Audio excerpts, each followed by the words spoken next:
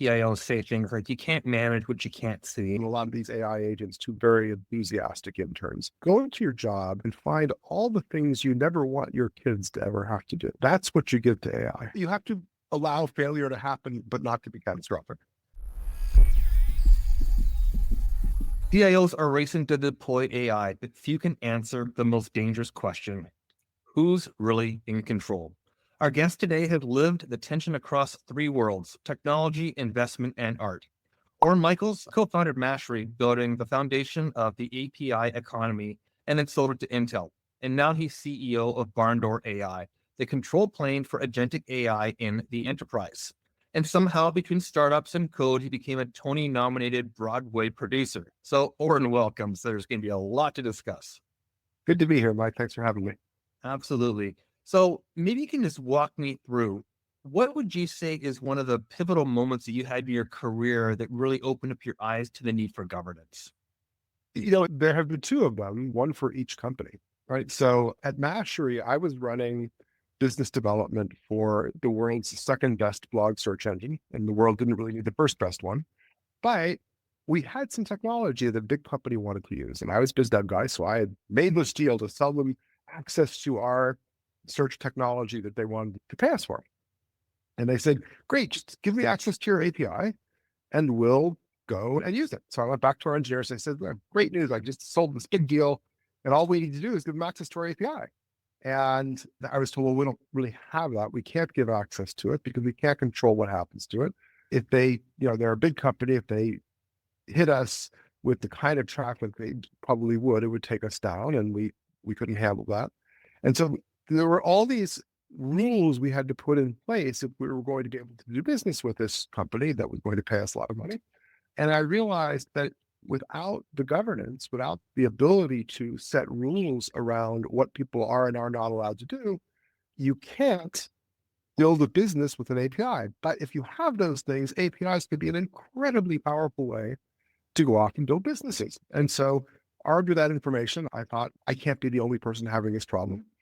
And so I went looking for the solution. It didn't exist. So we started something called Mastery.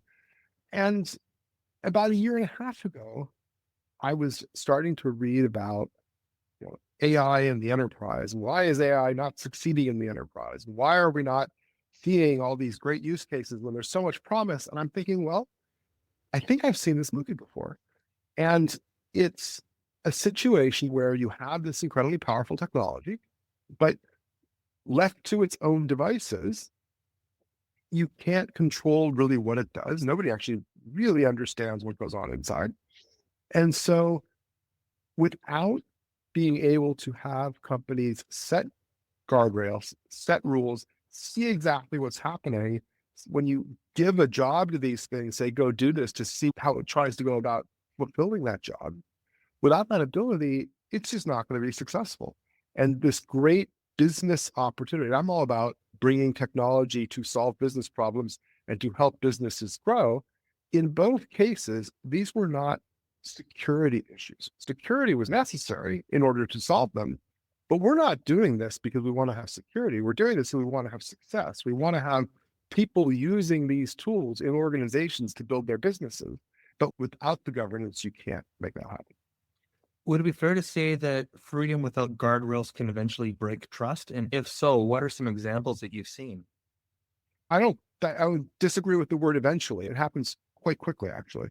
Okay. No, I mean, there have been examples in the news recently where AI deleted someone's entire code base when they were using it to work on some stuff.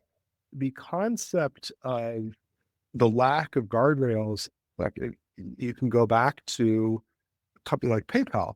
PayPal started in the early days of the internet when we were all just nice to each other. Everybody trusted everyone, and you could email money to someone. What possibly could go wrong, right?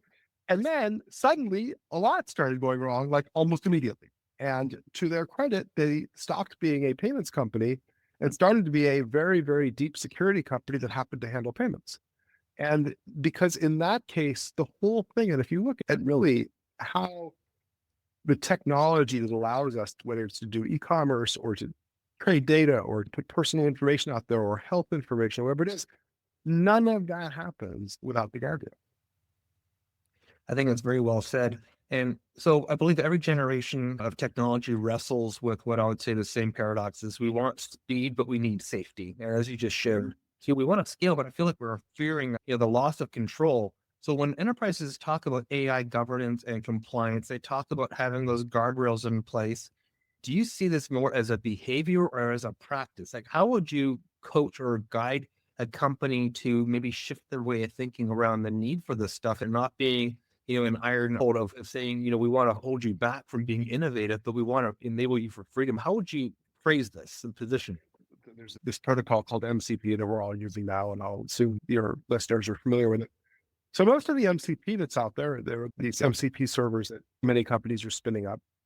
The vast majority of the pre-configured ones out there are read-only and are highly restricted.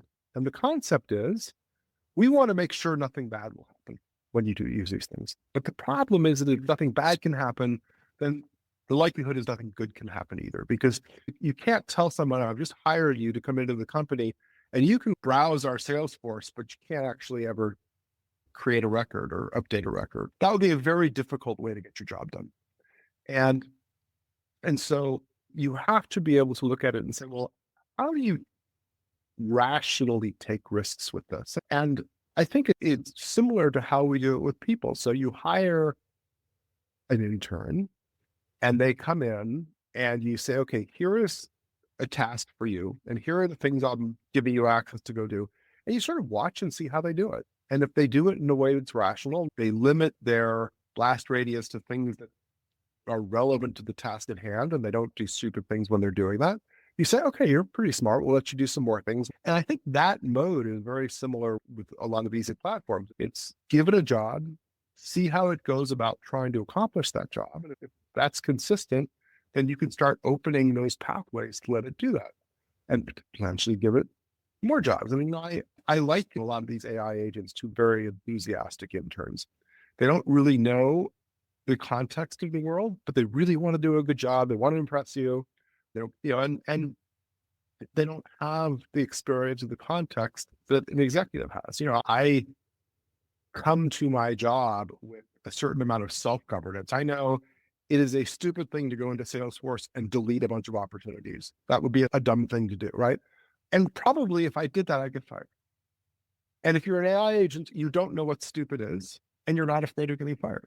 And so all these concepts that say, I'm going to base what agents are allowed to do on the authorizations of the human using them is missing the point that agents aren't humans. Yes, I should not be able to tell an agent to go see things I'm not allowed to see. That's table stakes, but you have to have something stronger than that. And you have to understand the difference between what happens with an AI agent that's non-determinative versus, let's say, what happens with an engineer who's building code using an API deterministically saying, here are the instructions to do, go do those things and get this result. But that's, it's just a very, very different world.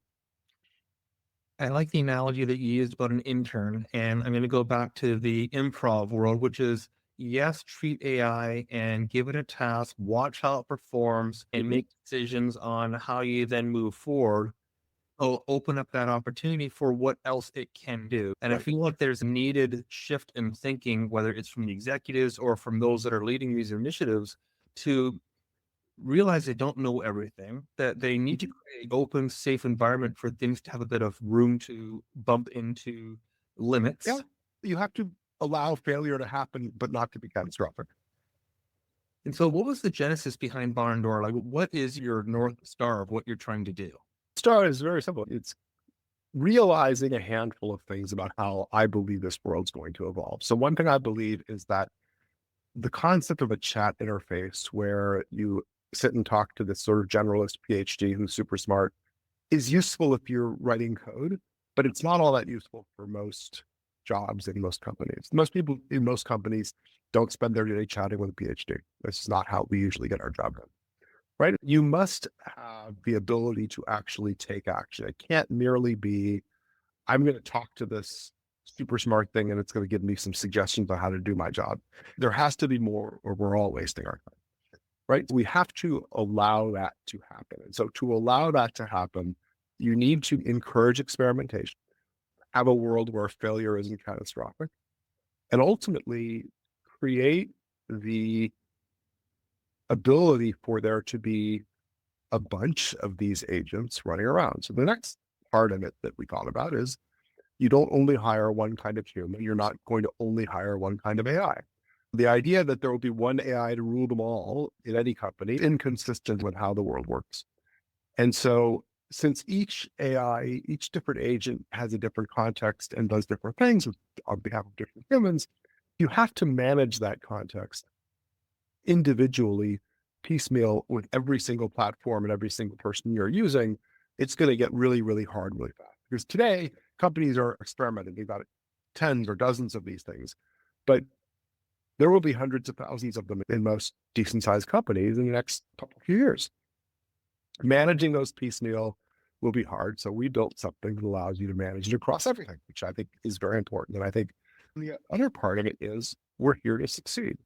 And so as people start using these things, it's very hard in the company to know exactly what everyone's doing. But if you have visibility into what the agents are up to and how they're interacting with the other tools, you can surface where people are having success and go find those people and say, help the rest of the company figure out how to be successful, and use this ability to see where the agents are actually playing and what they're actually doing to say, oh, well, we've solved this problem this way.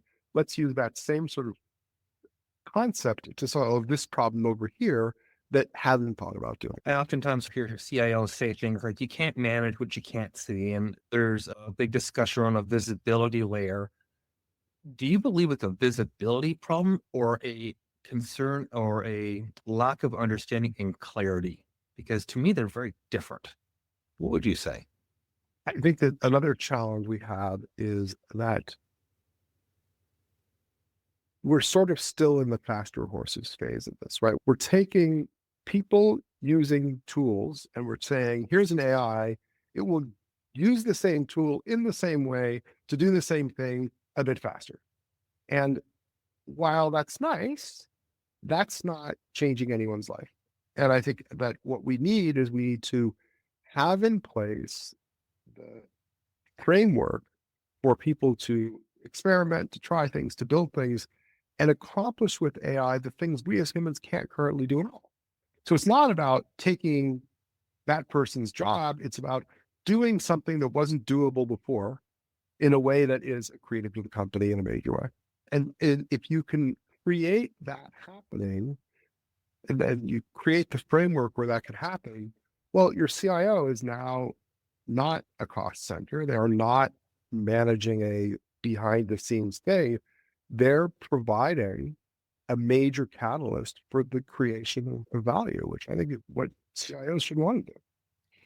What you said reminds me of a story, and I would be curious in your thoughts. And it was, building that faster horse concept. And I heard this when it was related to quantum.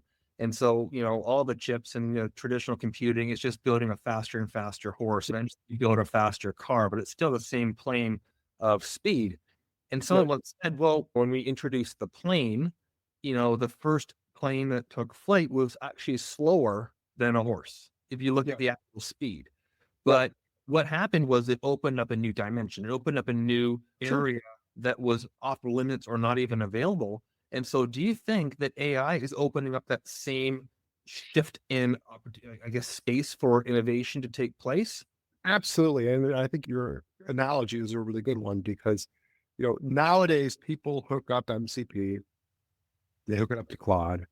Let's say they hook it up to Salesforce and they do a hello world. They go, show me 10 opportunities that are this size. And dutifully, it will show it to you. It takes 2 minutes by the time the whole dance happens and whatnot. And you just did something that in the Salesforce interface you could do in 5 seconds, took you 2 minutes, but it proved a point, right? It's like, okay, now that we know you can do that, that we've got the basics done, what new things can we do? How can we, with taking advantage of this and the other tools at your disposal, stitch together something that really will accomplish something useful? And so, yeah, it's very much that. It's many things about trying to accomplish things within AI are inefficient the first half dozen times you do them. until you figure out how to get good at it. And, with the chat interfaces, we all have observed the evolution of prompt engineering because most people saw the first time they saw it, they thought it was the same as a Google search bar. And they asked it a Google question and did a really bad job of answering it. And then many people got dismayed by that and sort of said, well, this sucks, I'm done with it. And some people said, well, what is it good at? And started figuring out some really, really amazing things it could do. So I'm curious from your position and where you're seeing things, how many leadership roles or people in leadership, whether it's a CIO, CFO, CTO, or even the CEO of companies you work with, are taking a step back to really understand what their business is good at and what they should almost say no to, and having go back to that term clarity on where they should put their focus and attention, because there seems to be a thousand options of what AI, of what technology can do, but there seems to be very little understanding for organizations as to what the environment is they currently have, like how complicated they have made things over the past 15 years, Yeah. and that there might be a need to kind of do some self-evaluation. Do you think that is something that companies are doing right now, or do you think they're just avoiding it? I think some are, but I think the bigger issue is that so many companies did the 12-month POC for AI, and they bought a bunch of chat licenses and they turned it over to everybody and they put it out there for 12 months. And, you build it, they will come. And they sat back and they waited for the ROI. And, we're coming to the end of those POCs and we're not seeing a lot of ROI. And I think that this concept of if you build it, you put it out there, the dude in finance is going to go, oh my God, I got this thing now. I'm going to totally change how I do my job, is not necessarily how humans operate in companies. And so I think it's more of it is not enough to merely say we're going to be AI first and buy some licenses to Claude or to Chat or whatever and sit back. I think you really need to engage with people. Find the folks in your organization or your consultants, if you have them, or whatever it is. Find the folks who are really good at looking at business challenges, looking at opportunity, and saying, we have this thing that's real pain in the butt, and this thing should be able to do it. How are we going to go about doing it? I've had a conversation at an AI conference last week, and I thought that the gentleman I was talking to a really good analogy. He said, go into your job and find all the things you never want your kids to ever have to do. That's what you give to AI. And I thought that was really interesting. That would be a great way to improve the world using this technology. I feel like we went through a pretty big shakeup in the market right now. You have a lot of companies that have been laying off white collar employees, have a lot of tenure. There's a lot of innate knowledge that is leaving these companies right now. And then on the flip side, you have a lot of people coming into the workforce who are not sure what their role is going to be. They're not Mm. sure what value they bring. Do you have any guidance on those who are making a transition either by choice and also to the younger generation and stepping into this new world where it's incredibly exciting, but I think that there's a lot of uncertainty and concern? Yeah, I think so. Our team, we're 22 people. We're mostly engineers. We don't have any junior engineers on our team. We have senior folks and we have AI. And this concept, and the offshore team that would you give a bunch of stuff, sort of work behind the scenes and churn out code, that whole thing is gone. And so what you have to figure out is where are those new senior engineers going to come from if they don't get to start as junior engineers? You can substitute marketing person for engineer. You could substitute, pick the role. In any of these roles, the sort of generalist early career person who soaks it all up and eventually becomes senior, that path is a tough one though. And so what I was seeing work is getting really, really good and experienced at an aspect of this and going deeper and narrower as your path to get to where you're going. So, in our world, in order to build the product we've built, we need cloud scale infrastructure people. We need deep identity folks. We need deep security folks, right? So if you wanted, hypothetically, to be an engineer in our company, you probably want to get very, very deep in one of those areas as quickly as possible. Go build some things in it. Identify a place where there's some opportunity for you to really.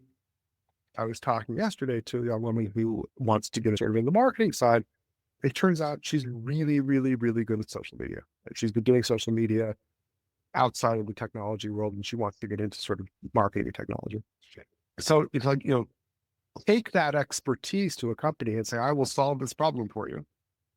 And while you're there, use that as the opportunity to learn everything else. And that's sort of how you move up. But I think you have to specialize and get the context that is needed to do these roles at a much earlier point in your career than you had to in the past. That's really good insight. And what would you say for those who have deep experience, point of view, or someone that has, done a role for 15, 20 years, things are shifting beneath their feet? What advice would you give to them? I think there it's just it's the opposite. It's get really, really good at using AI to fill in the blank. Understand the part of your job that needs that context and that expertise that you've developed over those 15 or 20 years, and really make sure you stay current on it and really understand it, and be able to take on a job where, because you have that, the rest of it you can do with AI and some outside people. In both cases, also really understand the difference between how we as humans create and how AI sort of extends that creativity. AI doesn't really create, it extends and it fills in the spots in between. But at this point, it's not thinking, it's statistically constructing things in a probabilistically likely pattern. That can be incredibly useful if you know how to use it. But it also know its limitations and figure out what you as a human can do that this technology can't. I heard someone who was very experienced went through a downsizing, and they were really getting almost depressed of, the world's falling apart and there's no options. Mhm.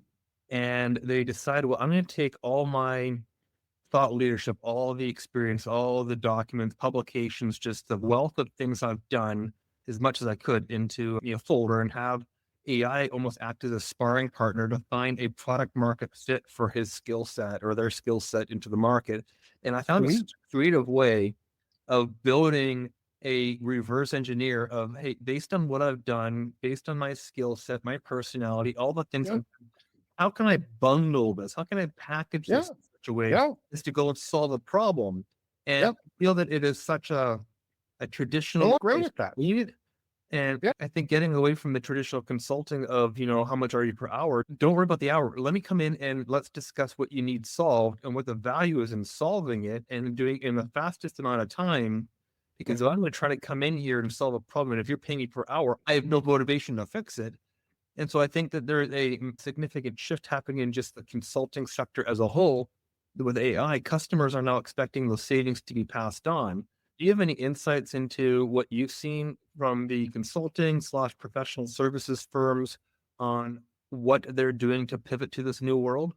Yeah. We're talking to a lot of them because it's unsurprising that their clients are demanding agentic AI solutions, and to deploy them, they need stuff like what we built. So we're talking to all of these various firms. I'm seeing some firms are attempting to create their own technology products that they can sell to their clients to be the AI that their clients need. I don't think that's a winning thing. I don't necessarily want my to be bundled in with my PS firm. I'm seeing others that are just trying to gain a lot of knowledge internally to use these tools internally so they can bring them to their clients. But the other thing you're seeing, and it's all the AI companies are doing it, are these what now calling forward deployed engineers, which is a fancy term for your PS team. And what I love about those is that companies that are needing AI right now don't necessarily have the talent and the experience in-house to really effectively apply AI for these business problems. It's unsurprising. It's relatively new. If you wanted to say, I want someone who has 5 years experience implementing AI, It doesn't exist, right? And so the best you could do is have someone who's done a bunch of them over the past year. And the way you get that person is you probably pay for it through the various AI provider companies that you're working with, because they're seeing how these problems are getting solved elsewhere. They'll help you find the low hanging fruit to really gain value quickly. That's in theory what those folks are supposed to be good at. Finding people who have a track record, it won't be a long track, but have a track record of successfully solving problems in this way is what, you're seeing the established consulting firms finding those people, hiring them and bringing them to bear. And then you're seeing new specialized firms spring up that are good at this. Back in the early internet days, you're a company, you need a website, the kid down the street codes the website for you. And then a year later, you've got purpose-built science and these folks that are, these massive consultancies who are now creating a whole category around it. And I think you're going to see the same here. It's interesting. I've heard a lot of Silicon Valley companies are trying to take the approach of this forward deployed engineer following, doing, and I think it's starting to break. And what I mean by that is this: the people from Palantir and just the type of work they do, whether it's government, DoD, military, it's a very big skill set with a very clear win and loss. You know if it works, you know if it doesn't. And putting custom solutions, you're almost building it for an ecosystem, because you build it for one branch of the military, you can port that learning over to other places. And I don't think the same concept really applies in the work world, where you can come in and build something custom for one client and be their engineer, and then just simply take that same thing and bring it to the next. I don't think it's building things. I think it's how do you use my toy to solve your business problems? And businesses, I'm a generalist manager. I have run theater companies, manufacturing companies, software companies, a bunch of different kind of companies. My job is the same in all those companies. I make sure we have the resources to do what we need to do. I find people to build things. I find people to sell things. I sell things myself. I try to be profitable. That's what I do. And I can bring that experience to bear over a broad series of companies that that I either am running, or I'm doing now, or I'm on the board of, or whatever. And that experience is consistent across. If I've used, I'll make it up, OpenAI, Palantir is its own specific. I've used a generalist tool like OpenAI to go into 3 manufacturing companies to go help them create some value. 10 more manufacturing companies probably can learn from what I learned in doing that. And after starting in 2006, sold it in 2013, you had a whole professional services team. They weren't called forward deployed engineers, but they did exactly what those folks were doing. It's like company X needs to have APIs. Well, they finally learned how to spell API. They hired us, they bought our platform. Okay, what are you going to do with it? How do you get value out of it? Well, they didn't know. They just believed what I said when I said this is going to be a great thing. So they would then bring our folks in and we'd say, well, let's talk about how you do business and talk about the systems you have and figure out ways to turn some of those things into APIs that will help you grow your business. I totally agree. And I think where I'm seeing this shift is, instead of the forward deployed engineer, which, I'm looking at it from that technical point of view, is that forward deployed solution, is that forward deployed entrepreneur. Absolutely. You don't have to have that technical background, because we have the technical people. I need you to come in and apply the learnings and understandings that you've learned across businesses that are either in the same sector or the same. There's got to be enough similarity that you can apply that learning over and over again. Yep. I think there's a lot of opportunity for whether it's younger people or those who have experience, to bring in that level of understanding in that forward deployed model. I just thought the term engineer to me was Yeah. boomer. I think that it's just that some of these tools, like if you look at most of the agentic platforms that exist out there as they are right now, you kind of have to be an engineer to get them to do anything useful. Right. And so I think it's in that sense, all of these folks, there's a group of engineers who also have sufficiently good user interfaces that they can talk to customers and they can understand business stuff. And it's folks like that. You can't be wholly non-technical, but you also may not be the person who is, the deep, massive senior engineer person who understands how to architect a complex system. It's, the slider between UI and geek is set somewhere in the middle. That's fair enough.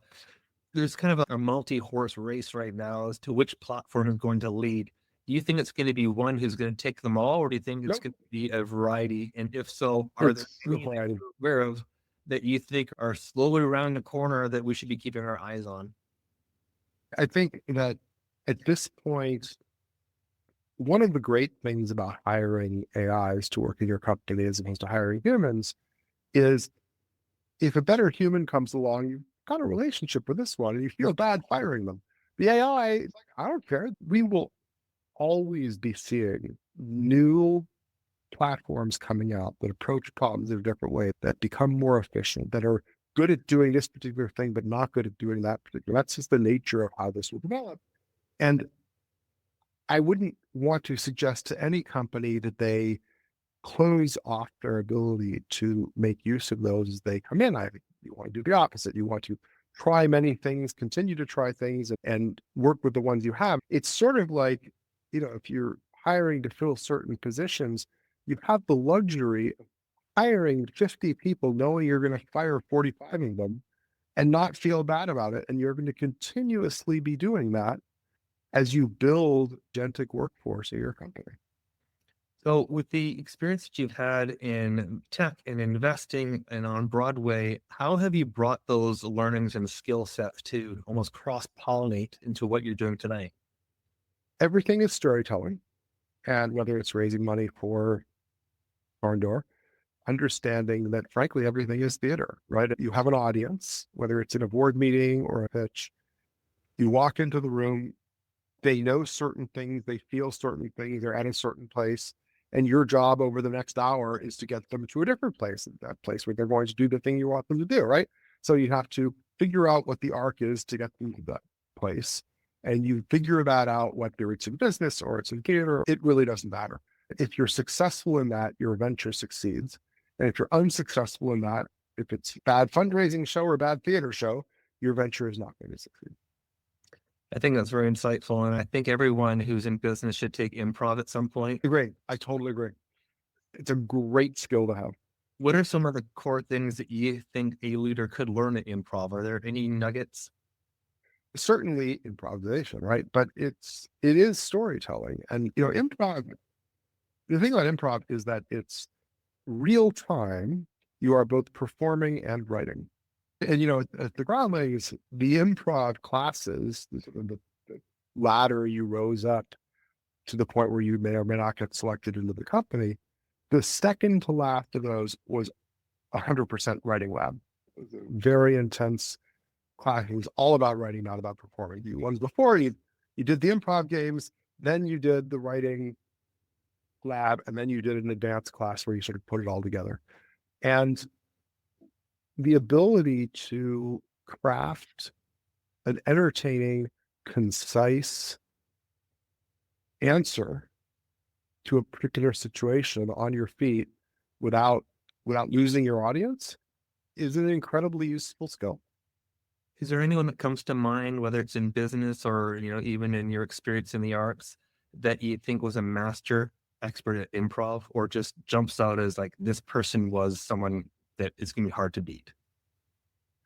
In terms of the classics, the Steve Jobs, this whatever, right? But I see it every day in a lot of the Broadway lead producers I work with who are able to, this is not an easy business. It is financially a lot riskier than investing in tech companies.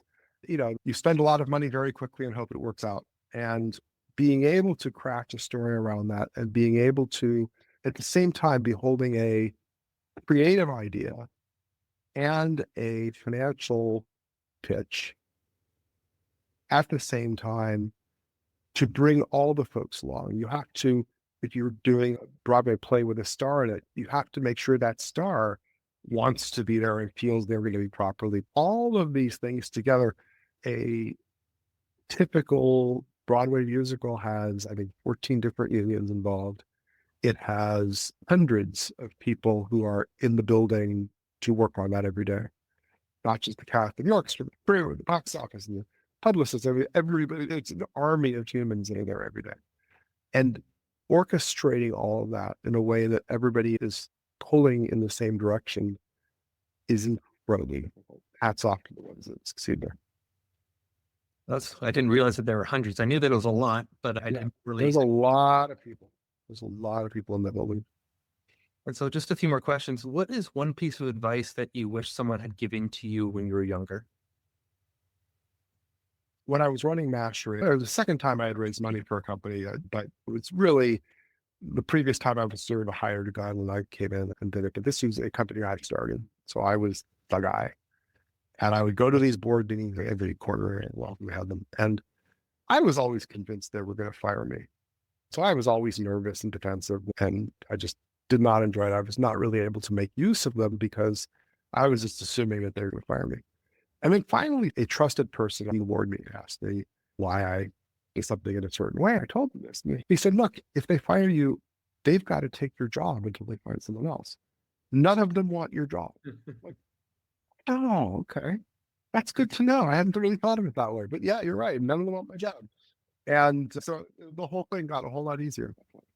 That's really good advice. What would you give to someone who's just entering into the workforce that wants to learn from the lessons of leaders and those who have walked the path before? Is there anything you would say to them? Engage with the people who you want to learn from.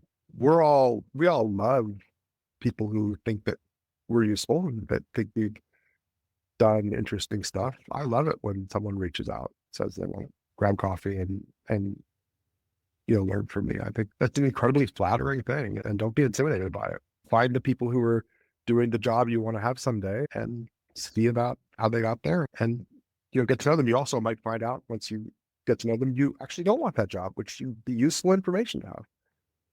I think that's a great way to summarize everything. Reach out to those, ask questions. Be curious. Know that AI is not going to take over. There still needs to be humans in the loop because we are so important. And just want to say thank you so much for jumping on and sharing some of your thoughts and insights. Really appreciate you just being authentic and giving some guiding principles and ideas to those who are taking those next steps. Thanks for having me, Mike. I've enjoyed it. Absolutely. Thank you. Take care. That was great. Thank you so much. You're welcome. I just think there's so much happening right now. And, whether there's a forward deployed engineer or entrepreneur, there's place for creativity to be brought back into the marketplace. Yeah. And I just don't know how people are going to find it, but you almost have to create your own space. You were going to see a lot of people doing that. I am seeing people start companies and release first versions of products. It used to be you had to have a CEO and a business person to get your money, and a product person to figure it out, and a tech person to build it. And then you stopped needing the money because early software and deployed hardware became free through open source and AWS. So you got rid of the business person and just a product person and a tech person. And now I'm seeing people getting rid of the tech people for the early stages. Once you scale, you got to have, but you can now have an idea and come up with a prototype to get somewhere without really knowing how to do this. And that's a big change. I think the whole vibe coding, determining market fit can be done in a weekend. You can set a livable interface and you can start to go and pre-sell, which is, in my opinion, one of the best ways of starting a company is get a customer to fund it. Yeah, exactly. So this is really good. Thank you so much for jumping on. I really enjoyed meeting you, and I will send this over as soon as I can. Sounds great. Thanks, Mike. Have a great weekend. You too. Bye.